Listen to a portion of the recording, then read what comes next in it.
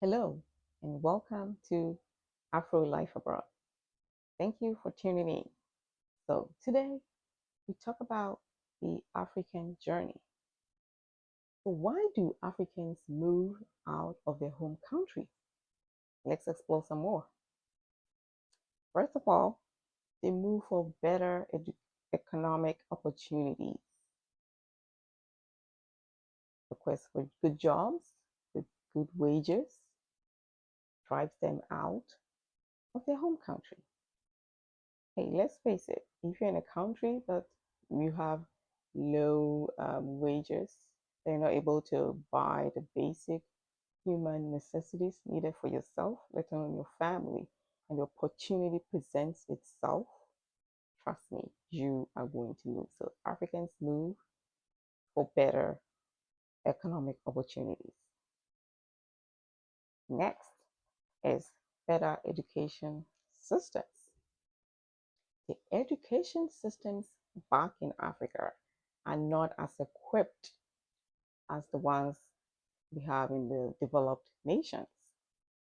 In the developed nations, they have school buses, for example, to pick the kids from home to school and back. The kids also get fed at school. They get meals at school, so they're able to study well. In Africa, very few schools do have it. Most African countries, very few schools do have it.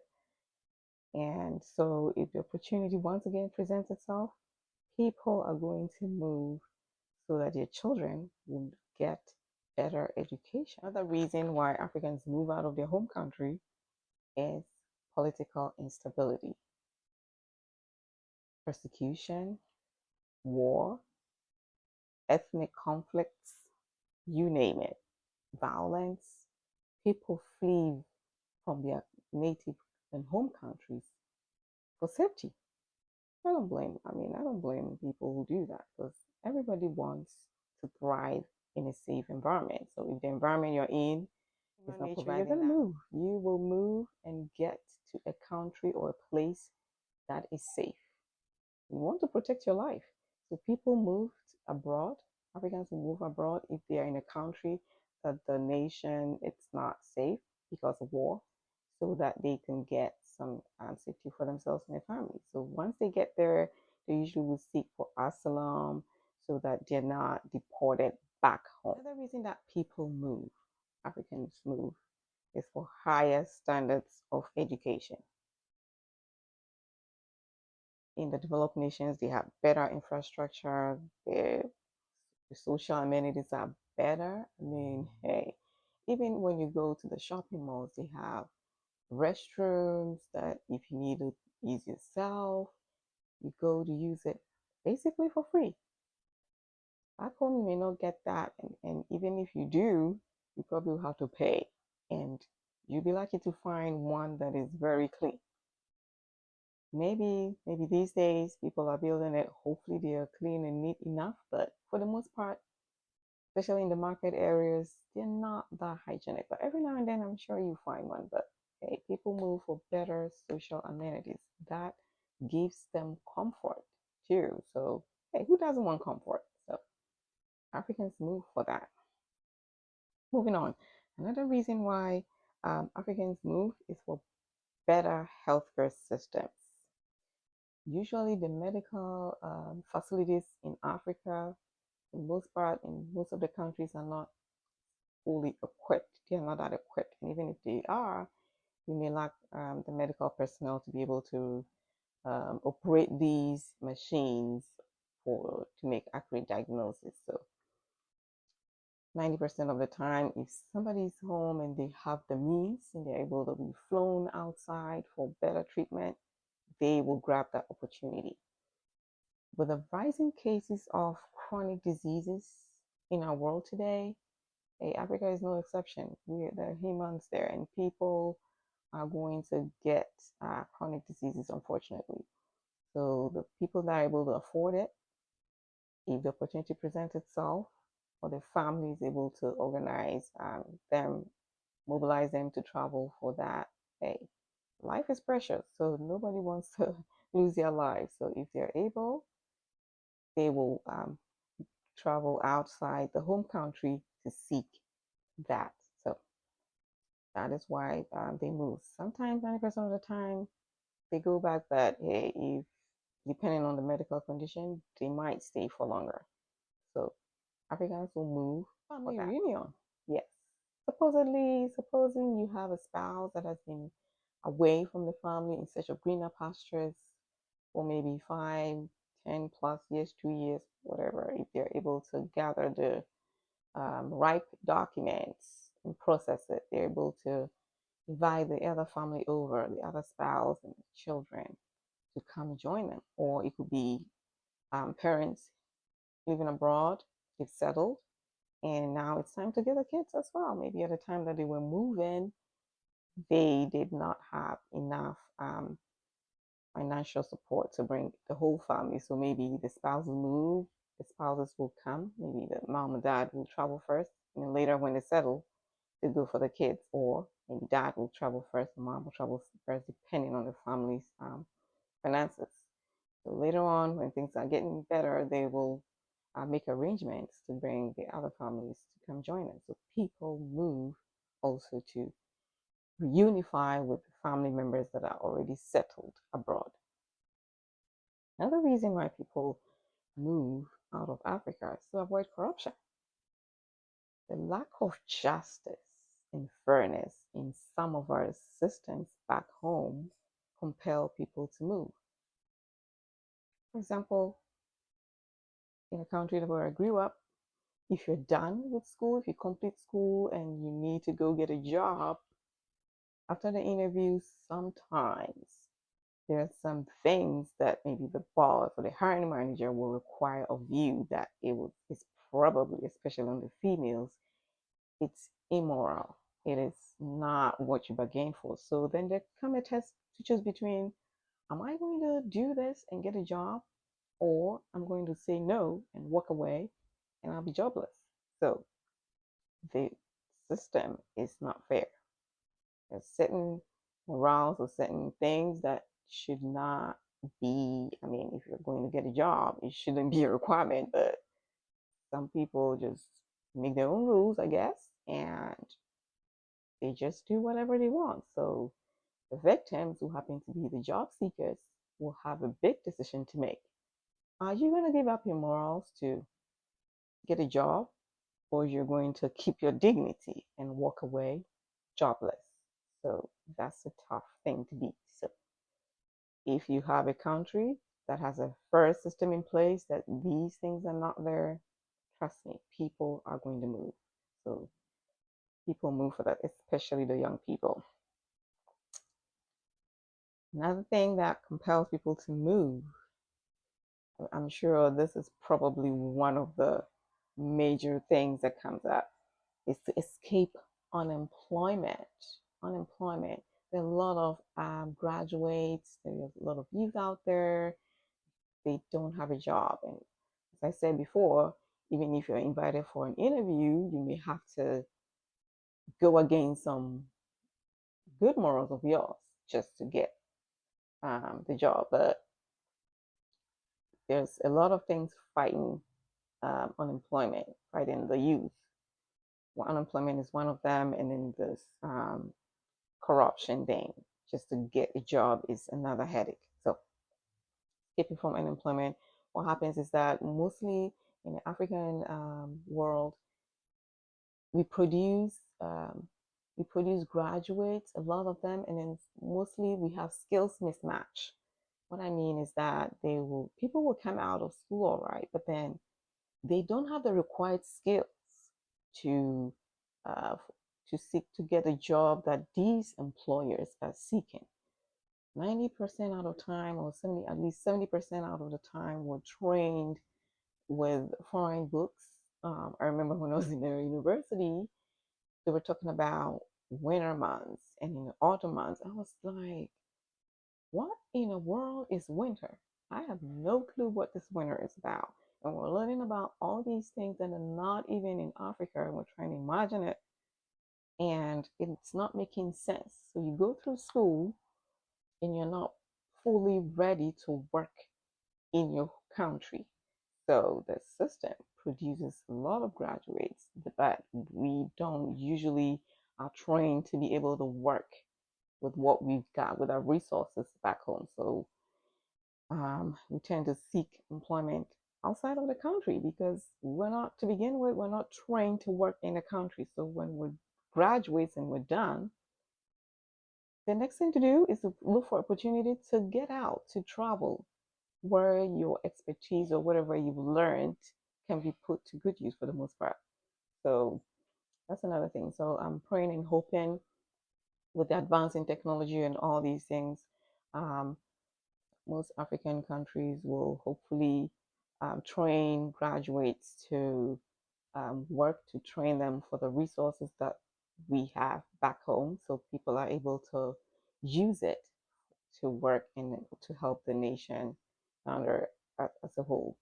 So we need to look into that. The education system will have to maybe go into it and reform a lot of things so that we're producing graduates for the respective that escape from employment. I was just going through this article written by Nifin and Mengwe. Pardon me if I didn't pronounce it well. This was published in June 2024, and it is titled African Youth and Unemployment. Does human capital investment still matter? One of their founders read this. Graduate, I'm going to quote it verbatim. Graduate unemployment has become a common phenomenon in Africa. They also said the educated unemployment arises when a large number of educated people remained employed. And we see a lot of this in Africa. So hopefully the education system will be revised and then this problem will be alleviated, if not reduced. Another reason why people migrate, people will for adventure. People like to travel. So I guess for the most part, people back home, most of them want to travel to America, to Europe, to Australia, you name it. So you just go for adventure. And I think one of the reasons that pushes people to go to satisfy their adventurous curiosities, when you're back home, like in Africa, those people that are blessed to travel or be living outside the continent, when they come home, they kind of show off a little bit. They portray the goodness, they come home, they come with these big cars, they show up with nice clothes, some of them are building big houses, and you're probably on the other side thinking, it must be very good and sweet over there. So, out of curiosity, people travel. They were like, okay, I need to travel. I need to go to Europe or I need to go to America where these people are. We need to explore, so to say. So, people are just waiting. They're like, hey, because of so and so, what they're doing, they're inspiring them. So, they think, they believe travel in order to make life. So, out of curiosity, to find out greener pastures on the other side because of what they've seen from their people that have already traveled, they just put it, have it in the back of mind. We are going to travel too. So that also pushes people to travel. And in general, people travel for new life. There's a desire for new life, for better life, access to technology. Developed nations have better technology, um, better economic infrastructure, like as I said before. So, especially the youth, they are compelled to move out for that desire for that better life. So, over in America, they are called the dreamers. So, dreamers come, it's not just Africa, it's people from all over the world. Especially if you're in a second world or third world, and under any underdeveloped nation, you're going to travel. And such people are labeled the dreamers. And hey, when they come, they're able to put their hard work into practice, and people are able to get that new life or the better life that they desire. So, the desire for new life pushes people, and Africans are no exception, to move out. of their dear. Another reason, like, to seek better future for the kids. I have a kiddo back home, and maybe I'm calling and when I listen to him or her, they're not getting what I'm seeing here. I will go and bring my kiddo here to the developed nation, wherever I'm at, whether it be Europe, America, so that my child will come and experience that better educational infrastructure and help them develop their potential. So if I'm here and my kiddo is back in Africa somewhere, especially if they're in some small town village, trust me, I'm gonna get that kiddo to come over and experience this so that they will learn in advance and grow in technology. Hey, we're living in a digital world today, so if by God's grace I'm in a place that I can pull my kids over, why not? I will bring this child here to expand and maximize their potential. The major thing, I think this probably should have been my number one point, is poverty alleviation. I mean, Africa, we cannot, in general, can't compare ourselves to maybe, let's say, America or Europe, Canada or Australia, just to name a few. When it comes to poverty, I mean, Africa has a lot of poor um, people down there. I mean, there's unemployment. I mean, there's a lot of things causing poverty down there. So people migrate just to escape poverty in general. And it could be poverty deficient in food, money, to be able to go to these hospitals. I mean, if you're ill and you're in Africa somewhere, but 90% of the time when you go to these hospitals, you have to make a deposit before even a doctor gets to see you. So if you don't have that money, how are you going to make that deposit and get the treatment that you desire? You might lose your life in the process because they will admit you down, to give you admission, and then the family member will have to run around. And if, or God forbid, that they are poor or they don't know anybody in that hospital, that loved one who is on admission might lose their life, or the disease might even get worse. So the desire to alleviate poverty pushes people out, especially the youth. So people get out, come to these developed nations with the hope of getting a job. And once they get a job, they work, they send money home just to cushion them, to soften the poverty, whatever crisis they're facing, to help the family out, basically. And people also will move for favorable immigration policies. For example, in the US, if you win the lottery, this lottery, God bless America for that.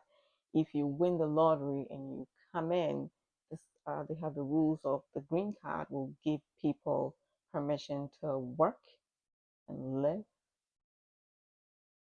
in the US. So this is a favorable immigration policy. I'm in an undeveloped or poverty nation, and I get that opportunity. There is no way I'm going to let it slide. I'm coming, and if I'm able, if it allows me to bring my whole family, we're coming too. So yeah, if the immigration policies are favorable, people are going to move. And by the way, I use the DV as an example. So yeah, people move for that. I mean, who doesn't want to move? Who would not move to get a better life? Anybody would. So these are some of the reasons why Africans move.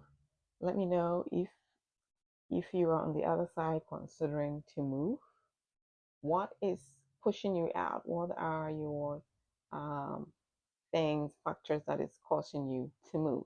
And you've already moved out of the continent. What pushed you to move? What are the factors that cause you to move? You can share. Thank you for listening. The name is Mami Shi, and the channel here is Afro Life Abroad. Before I sign out, there's this quote that I found, and I love it so much. I'd like to share. The first one is, it said, travel opens your heart, broadens your mind, and fills your life with stories to tell. And this is by Paula Benfield. And the next quote that I found is, hey, chase your dreams, but always know the road that will lead you home again. This is from inspirational.in. So, hey, whatever you're doing, just be careful, stay safe, and remember the African journey continues. I will see you in the next video. Thank you and take care. Bye bye.